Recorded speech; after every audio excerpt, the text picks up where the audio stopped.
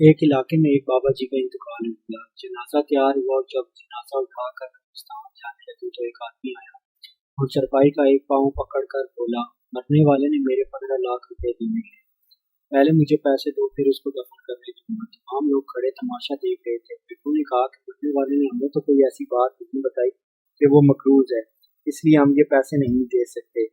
مرنے والے کے بھائیوں نے کہا، جب بیٹے ذمہ داری نہیں دے رہے تو ہم کیوں دیں؟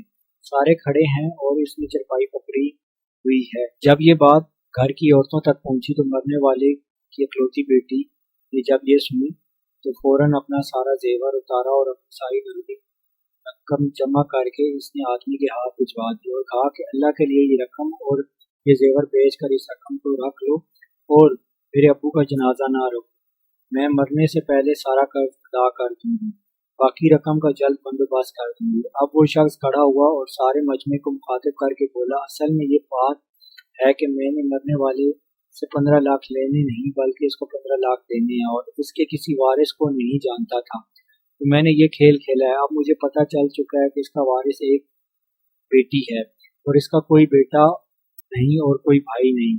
اب بھائی منہ اٹھا کر دیکھ رہے تھے اور بیٹے بھی۔ محترم دوستو، جن گھر میں بیٹیاں بہت خوش نصیب ہوتے ہیں، لہٰذا بیٹی کی پیدائش پر خوش ہونا چاہیے۔ بیٹیوں کی شریعت میں بہت فضیلت بیان کی گئی ہے۔